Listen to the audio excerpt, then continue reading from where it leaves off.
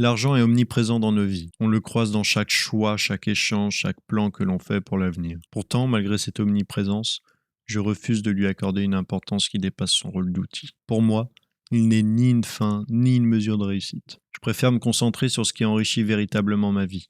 Les moments vécus, les expériences partagées, les leçons prises en chemin. Il est facile de se laisser séduire par l'idée que l'argent est la clé du bonheur. Après tout, c'est ce que la société nous montre sans cesse. À travers les publicités, les réseaux sociaux, même les conversations quotidiennes, on nous vend l'idée que posséder plus de choses, plus de confort, plus de luxe, nous rendra meilleurs ou plus heureux. Mais je crois qu'il est essentiel de questionner cette idée, de la déconstruire, car elle peut nous éloigner de ce qui compte vraiment. Je me contente de ce que j'ai. Non pas par résignation, mais par choix. J'ai appris à voir la richesse dans la simplicité. Je n'éprouve pas ce besoin de courir après les dernières innovations technologiques ou de changer la voiture dès qu'un nouveau modèle sort. Une voiture, après tout, ne reste qu'un outil pour se déplacer, pas une extension de mon identité. En vivant ainsi, je me libère des attentes de la société de consommation et je trouve une satisfaction dans le fait de ne pas être esclave de ce que je ne possède pas. J'ai souvent remarqué que l'argent agit comme un miroir, mais un miroir qui déforme. Il reflète nos aspirations, nos peurs et nos insécurités, mais souvent de manière exagérée ou illusoire. Beaucoup s'imaginent qu'ils seront plus heureux s'ils gagnent plus ou possèdent plus.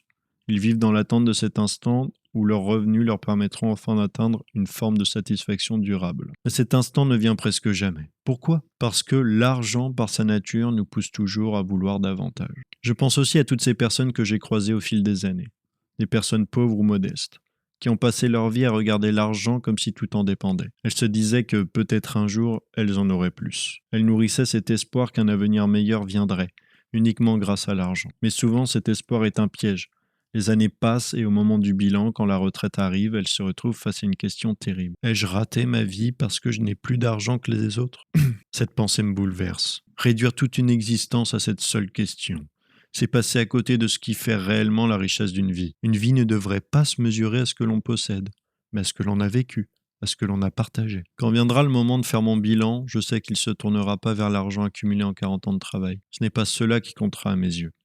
Je ne mesurerai pas ma valeur, à la taille de mon compte en banque ou à la liste des biens que je posséderai. Mon bilan se tournera ailleurs, vers les rencontres que j'aurai faites, les sourires que j'aurai partagés, et les instants de bonheur que la vie m'aura offert. Je préfère regarder en arrière et me souvenir des discussions profondes, des moments de simplicité, des leçons apprises au fil des années. Je me rappeler les paysages que j'aurais admirés, les projets que j'aurais menés, les liens que j'aurais tissés avec les autres. Ce sont ces choses-là, ces trésors immatériels qui donneront un sens à ma vie. En fin de compte, ce sont les expériences humaines qui me paraissent les plus précieuses. Elles sont la vraie richesse, car elles nous construisent, nous élèvent et nous permettent de laisser une trace, même modeste, dans le monde. Choisir de vivre avec sobriété, c'est aussi choisir la liberté. Quand on se détache des exigences matérielles, on s'ouvre à d'autres horizons. On apprend à apprécier ce que l'on a, à savourer les plaisirs simples. C'est une forme de libération, car cela nous permet de ne plus être esclaves des attentes de la société de consommation. Cela ne signifie pas que je rejette l'argent ou que je le méprise. Je reconnais qu'il est utile et qu'il peut, dans certaines circonstances, rendre la vie plus facile. Mais pour moi, il ne sera jamais plus qu'un moyen. Je refuse de le transformer en finalité, car cette quête me semble vide de sens. La société moderne mesure souvent la réussite à travers l'avoir. Avoir une maison plus grande, une voiture plus luxueuse ou des vêtements plus coûteux. Mais cette vision est superficielle.